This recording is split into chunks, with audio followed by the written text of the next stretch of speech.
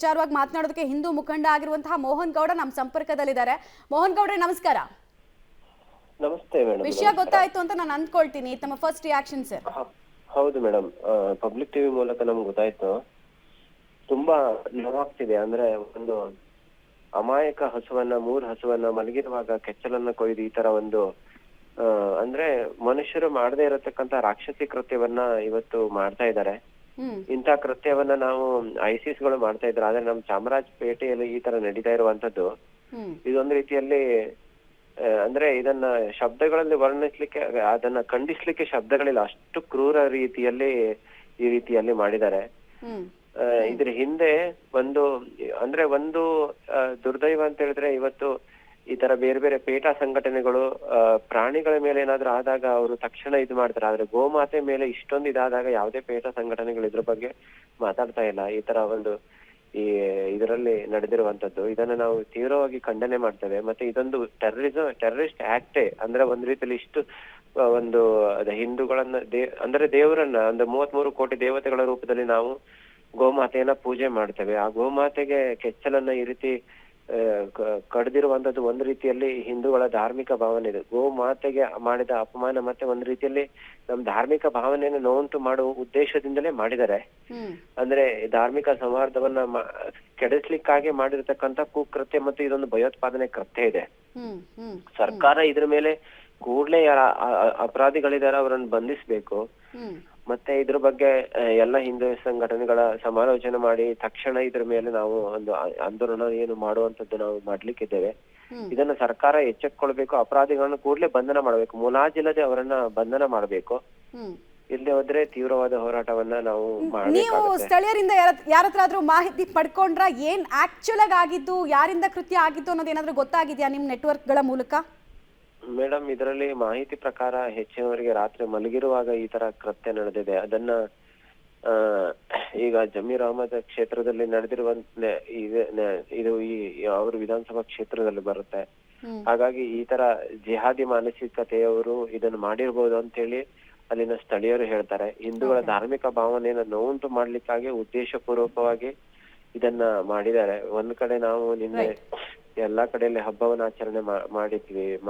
ರಾಮನವಮಿ ನಿಮಿತ್ತವಾಗಿ ವರ್ಷಾಚರಣೆ ಮಾಡಿದ್ವಿ ನಿನ್ನೆ ರಾತ್ರಿ, ನಿನ್ನೆ ಇಡೀ ದಿನ. ಈಗ ಮಕರ ಸಂಕ್ರಾಂತಿ ತಯಾರಿ. ಈಗ ಒಂದ್ ರೀತಿಯಲ್ಲಿ ಇದನ್ನ ಮಾಡ್ಬೇಕಾದ್ರೆ ಈ ರೀತಿ ಕೃತ್ಯ ಮಾಡಿರುವಂತದ್ದು ದುರುದ್ದೇಶದಿಂದಲೇ ಮಾಡಿದ್ದಾರೆ ಅಂತೇಳಿ ಸ್ಥಳೀಯರ ಒಂದು ಅನಿಸಿಕೆ madam. Right. Thank you. Public TV ಜೊತೆಗೆ ಮಾತನಾಡಿದಕ್ಕೆ. ನೀವು ವಿಜುವಲ್ಸ್ ಅನ್ನ ಗಮನಿಸ್ತಾ ಇದ್ದೀರಾ. ಪುನೀತ್ ಕೆರೆಹಳ್ಳಿ ಹಿಂದೂ ಮುಖಂಡ ಅವರ ಆಗಮನ ಕೂಡ ಅಲ್ಲಾಗಿದೆ. ಸ್ಥಳಕ್ಕೆ ಬಿಜೆಪಿಯ ನಾಯಕರು ಒಬ್ಬೊಬ್ಬರಾಗೆ ಭೇಟಿ ಕೊಡ್ತಾ ಇದ್ದಾರೆ. ಒಂದು ಧಾರ್ಮಿಕ ಭಾವನೆಯನ್ನ ಕೆರಳಿಸೋ ನಿಟ್ಟಿನಲ್ಲಿ ಈ ತರದಾಗಿದೆ ಅನ್ನೋದು ಹಿಂದೂ ಸಂಘಟನೆಗಳ ಆಕ್ರೋಶ. ಬಿಕಾಸ್ ನಿನ್ನೆ ಅಷ್ಟೇ ನಾವು ನೋಡಿದ್ವಿ, ರಾಮ ಮಂದಿರದಲ್ಲಿ ಬಾಲರಾಮನ ಪ್ರಾಣ ಪ್ರತಿಷ್ಠಾಪನೆಯಾಗಿ 1 ವರ್ಷ ಆಯಿತು ಅಂತ ಇಡೀ ದೇಶ ಒಂದು ಸಂಭ್ರಮದಲ್ಲಿತ್ತು. ಅಂತ ಸಂದರ್ಭದಲ್ಲಿ ಗೋಮಾತೆ ನಮ್ಮ ಜೀವಿತಾವಧಿಯಲ್ಲಿ ನಾವು ಒಂದು 2 ವರ್ಷ 3 ವರ್ಷ ತಾಯಿ ಹಾಲನ್ನು ಕುಡಿಯೋದು ಬಿಟ್ರೆ ಇನ್ನು ಮಿಕ್ಕಿದ್ ನಾವು ಸಾಯೋ ತನಕ ನಾವು ಕುಡಿಯೋದು ಯಾವ ಹಾಲನ್ನ? ಗೋವಿನ ಹಾಲನ್ನ. ಅದೇ ಗೋವಿನ ಕೆಚ್ಚಲಿಗೆ ಹಿಂಗ್ ಮಾಡ್ತಾರೆ ಅಂದ್ರೆ ಏನರ್ಥ?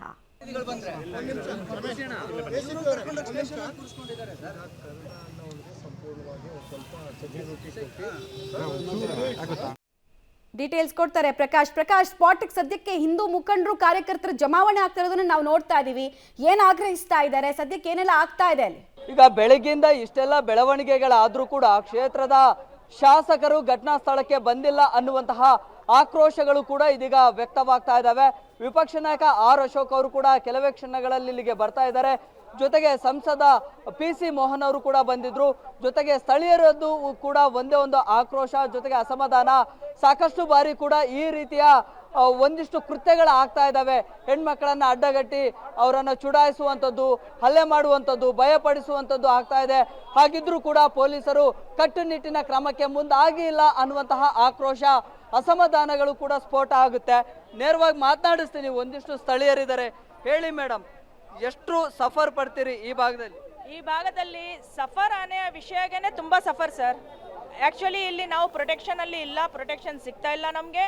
ತುಂಬ ಹೇಳಬೇಕು ಅಂದರೆ ಇಲ್ಲಿ ತುಂಬ ಜನ, ತುಂಬ ಮಕ್ಕಳು, ಚಿಕ್ಕವರಿರಲಿ ದೊಡ್ಡವರಿರಲಿ, ಸ್ವಲ್ಪ ಜನ ರೌಡಿಯಿಸಮ್ ಮಾಡ್ತಾರೆ, ಡ್ರಗ್ಸ್ ತಗೊಳ್ತಾರೆ, ಲಾಂಗ್ಸ್ ತಗೊಳ್ತಾರೆ. ಪೊಲೀಸ್ ಪ್ರೊಟೆಕ್ಷನು ನಮಗೆ ಅಷ್ಟು ಜಾಸ್ತಿ ಕಾಣಿಸ್ತಾ ಇಲ್ಲ ಸರ್. ಪೊಲೀಸ್ ಪ್ರೊಟೆಕ್ಷನ್ ಅಷ್ಟು ಜಾಸ್ತಿ ಇರ್ತಾ ಇದ್ರೆ ಈ ಘಟನೆಗಳು ಇಷ್ಟೆಲ್ಲ ಇನ್ಸಿಡೆಂಟ್ ಆಗಿದೆ, ಇಷ್ಟೆಲ್ಲ ಪೊಲೀಸರು ಬಂದಿದ್ದಾರೆ, ಸ್ಥಳೀಯರು ನೀವು ಕೂಡ ಅಸಮಾಧಾನ ವ್ಯಕ್ತಪಡಿಸ್ತಾ ಇದ್ರಿ, ಸ್ಥಳೀಯ ಶಾಸಕರು ಬಂದಿಲ್ಲ ಅನ್ನುವಂತ ಆಕ್ರೋಶ ಕೂಡ ಇದೆ ಇಲ್ಲಿ. ತುಂಬಾ ಆಕ್ರೋಶ ಇದೆ ಸರ್. ನಾವೇನು ಅನ್ಕೊಂಡಿದೀವಿ ಅಂದ್ರೆ ನಮ್ಮ ಕಣ್ಣ ಮುಂದೆ ಅವ್ರು ಬರ್ತಾರೆ ಏನೋ ಅಂತ ನ್ಯೂಸ್ ಬಂದಿದ ತಕ್ಷಣ. ಬಟ್ ಇವಾಗವರೆಗೂ ಇಷ್ಟು ಸಮಯ ಆಗಿದೆ, ಒಂದು ನಮಗೆ ಘೋಷಣೆ ಸಿಕ್ಕಿಲ್ಲ. ಏನ್ ಹೇಳ್ತೀರಿ ಸರ್? ಆತಂಕ ಆಗ್ತಾ ಇದೆ, ಭಯ ಇದೆ. ಖಂಡಿತ ಎಲ್ಲರಿಗೂ ಇದೆ. ಏನು ಗೊತ್ತಾ, ಈ ಥರ ಮಾಡಿದ್ರೆ ತಾಯಿ ಮಕ್ಕಳು ಹಿಂಗೆ ಇಲ್ಲಿ ಬದುಕಬೇಕು. ಹಸುಗೆ ಈ ಗತಿ ಅಂದರೆ ನಮಗೆ ಏನು ಜೀವನ ಗ್ಯಾರಂಟಿ ಇದೆ? ಯಾರಿದು ಸಮಸ್ಯೆ ಮಾಡಿಕೊಡ್ತಾರೆ?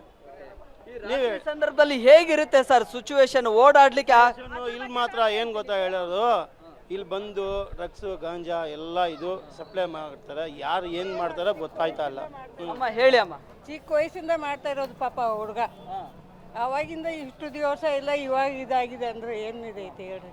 ಯಾರ ಮೇಲೆ ಆದ್ರೆ ಅನುಮಾನ ಇದೆಯಾ ಈ ಭಾಗದಲ್ಲಿ? ಏನು ಗೊತ್ತಿಲ್ಲಪ್ಪ, ನಾವು ಸ್ವಲ್ಪ ಆ ಕಡೆ ದೂರ ಇದ್ದೀವಿ. ಓಕೆ ಪ್ರಕಾಶ್. ಈಗಾಗಲೇ ಘಟನಾ ಸ್ಥಳಕ್ಕೆ ಹೆಚ್ಚುವರಿ ಪೊಲೀಸರು ಕೂಡ ಬಂದಿದ್ದಾರೆ. ನೆರೆದಿದ್ದಂತಹ ಸ್ಥಳೀಯರನ್ನ ಇದೀಗ ಹೊರಗಡೆ ಕಳಿಸ್ಕೊಡುವಂತಹ ಕೆಲಸಗಳು ಕೂಡ ಆಗ್ತಾ ಇದೆ. ಮಮತಾ, ರೈಟ್, ಧನ್ಯವಾದ ತಮ್ಮೆಲ್ಲ ಮಾಹಿತಿಗಾಗಿ ಪ್ರಕಾಶ್. ಸದ್ಯಕ್ಕೆ ಈ ಕೃತ್ಯ ಎಸಗಿರುವವರ ಪೌರುಷ ಇದೆಯಲ್ಲ, ಅವ್ರ ಪೌರುಷಕ್ಕೆ ನಾವು ಯಾವ್ಯಾವ ಪದಗಳಲ್ಲಿ ವರ್ಣಿಸಬೇಕು ಅನ್ನೋದು ಗೊತ್ತಾಗ್ತಾ ಇಲ್ಲ. ಟಿವಿ ಮಾಧ್ಯಮ ಆಗಿರೋದ್ರಿಂದ ಕೆಲವೊಂದು ವಿಚಾರಕ್ಕೆ ನಾವು ಬೀಪ್ ಹಾಕೊಳ್ಬೇಕಷ್ಟೇನೆ. ಆದರೆ ಇಂಥವರನ್ನ ಕ್ಷಮಿಸೋಕ್ಕೂ ಆಗಲ್ಲ, ಕ್ಷಮಿಸೋದಕ್ಕೆ ಬರೋದೂ ಇಲ್ಲ.